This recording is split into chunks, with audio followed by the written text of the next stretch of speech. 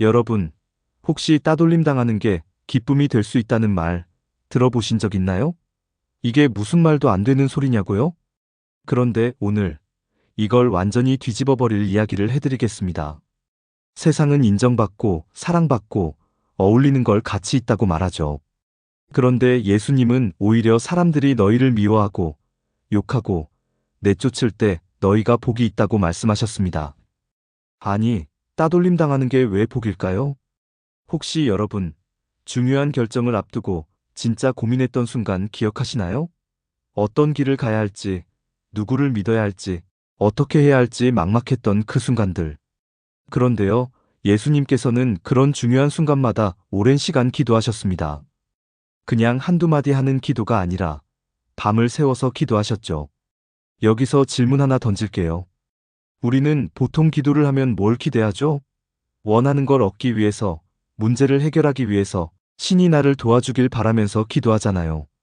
그런데 오늘 이 이야기는 완전히 다른 방향을 제시합니다. 기도는 신을 바꾸는 게 아니라 기도하는 자를 바꾸는 과정입니다. 여러분, 이거 완전 반전이지 않나요?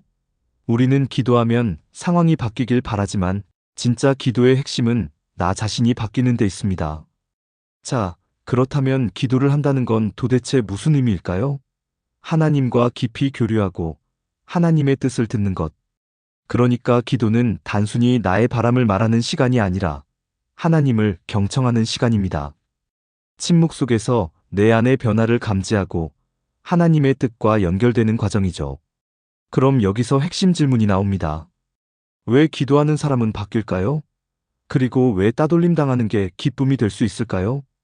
지금까지 생각해보지 못했던 이 놀라운 연결고리, 지금 바로 확인해 보겠습니다. 자, 여러분, 혹시 한 번이라도 이런 생각해 보신 적 있나요? 신앙이란 뭘까? 그냥 기도하고 믿으면 되는 걸까? 근데요, 예수님이 택하신 12제자의 구성을 보면 이 질문에 대한 답이 보입니다.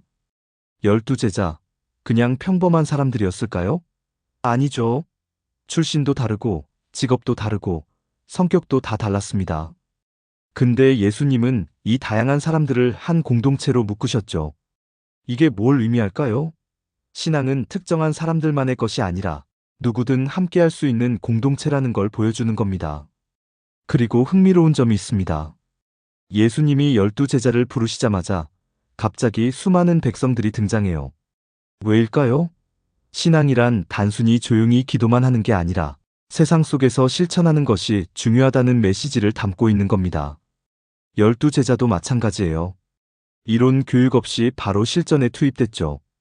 배움보다 중요한 것은 실천. 이것이 진정한 제자의 모습입니다.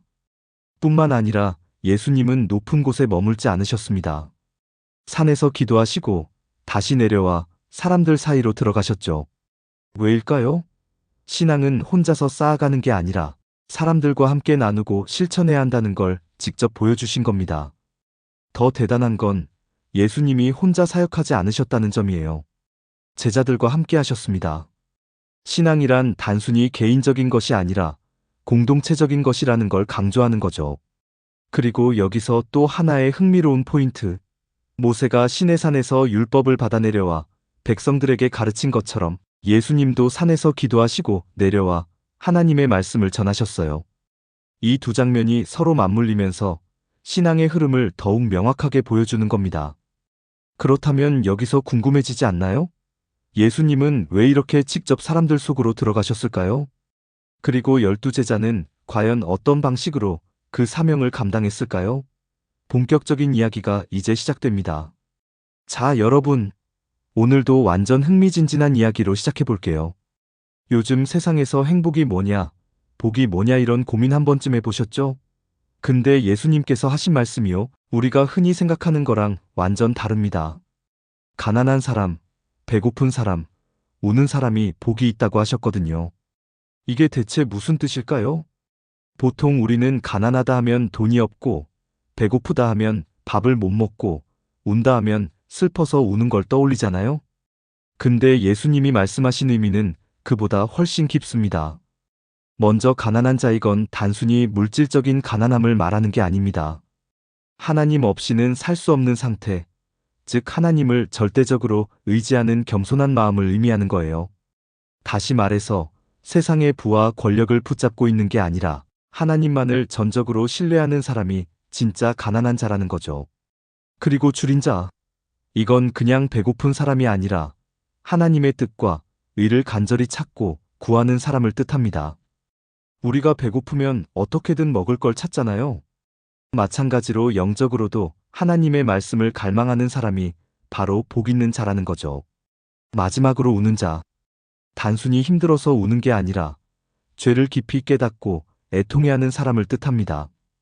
우리가 어떤 잘못을 했을 때 진심으로 뉘우치고 반성하면 눈물이 나잖아요. 그 마음으로 하나님 앞에 회개하는 사람이 진짜 복이 있는 자라는 거예요. 그런데 여기서 더 흥미로운 포인트가 있어요. 이 세 가지 상태가 그냥 따로따로 있는 게 아니라 하나님을 향해 변화하는 과정이라는 거죠. 처음에는 가난함을 깨닫고 그 다음엔 하나님의 뜻을 찾고 마지막으로는 자신의 죄를 애통해하면서 회개하는 단계로 나아가는 겁니다.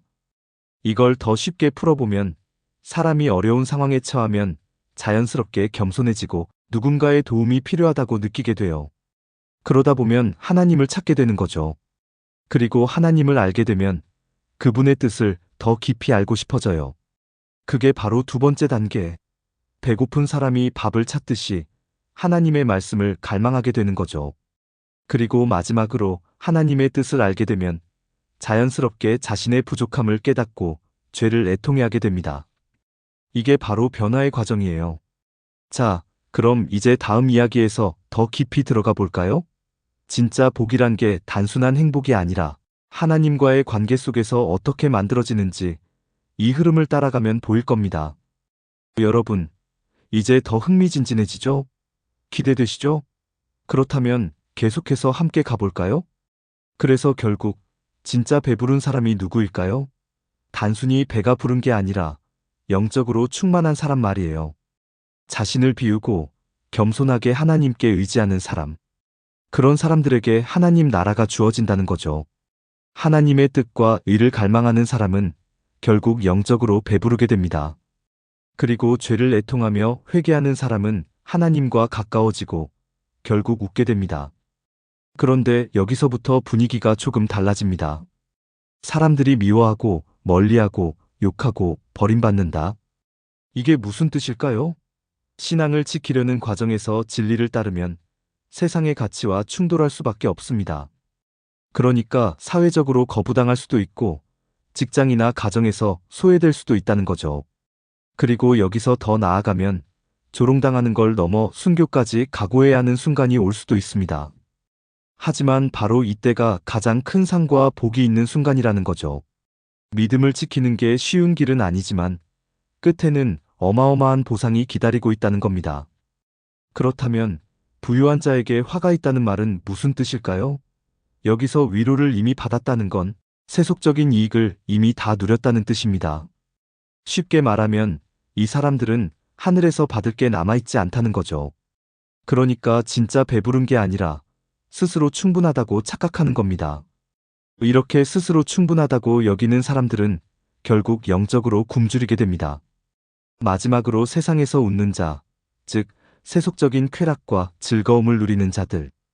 이들이 결국 하나님 앞에서는 애통하게 울게 될 거라는 거죠. 자, 그럼 여기서 중요한 질문 하나 던지고 마무리하겠습니다. 진짜 배부름은 어디서 오는 걸까요? 우리가 스스로 채우려는 순간 오히려 더 공허해지는 이유. 이게 뭘 의미하는지 곰곰이 생각해 보셔야 합니다. 자, 여러분. 오늘 이야기를 마무리하기 전에 중요한 포인트 하나만 짚고 넘어가야 합니다. 우리가 살아가는 이 세상은 성공, 돈, 명예, 즐거움 같은 것들을 최고의 가치라고 이야기하죠. 하지만 예수님의 말씀은 다릅니다. 우리가 진짜 집중해야 할 것은 하나님이 보시는 기준이에요. 이 땅에서 높아지려고 애쓰는 삶이 아니라 하나님 앞에서 바르게 서는 삶. 사람들에게 인정받지 못해도 가난하고 힘들어도 결국 하나님께서 가장 크고 영원한 상을 준비하고 계십니다. 여러분, 세상의 기준으로는 성공이 아닐지 몰라도 하나님 기준으로는 완벽한 성공이 될 수도 있어요. 그러니 눈앞의 성공에 연연하지 말고 영원한 가치를 붙잡아야 합니다. 오늘 이 말씀을 가슴에 새기면서 함께 기도로 마무리하겠습니다. 지혜와 이해로 우리를 인도하시는 하나님, 찬양합니다. 오늘도 귀한 말씀을 통해 깨닫게 해주셔서 감사합니다. 우리의 마음은 연약하여 종종 세상의 인정과 즐거움에 흔들릴 때가 많습니다. 그런 우리를 불쌍히 여기시고 하나님의 뜻과 의를 간절히 구하는 삶을 살게 하소서. 눈에 보이는 것이 전부가 아님을 기억하게 하시고 보이지 않는 하나님을 더 의지하게 하소서. 힘들고 어려운 길이라도 하나님께서 주시는 연단임을 믿고 견디게 하시며 더 단단한 믿음으로 성장하게 하소서. 세상의 가치관을 따르며 살아가는 이들에게도 깨달음을 주시고 하나님 뜻을 따르는 것이야말로 가장 크고 영원한 축복임을 알게 하소서. 우리의 기도를 들어주심에 감사드리며 예수님의 이름으로 기도합니다. 아멘. 자, 오늘도 여러분과 함께 귀한 말씀 나눌 수 있어서 정말 좋았습니다. 그런데 여기서 끝이 아니죠? 다음 시간에는 더 깊이 있는 이야기로 돌아올 거니까 놓치면 안 됩니다. 구독, 좋아요, 알람 설정까지 잊지 마세요. 다음 영상에서 만나요.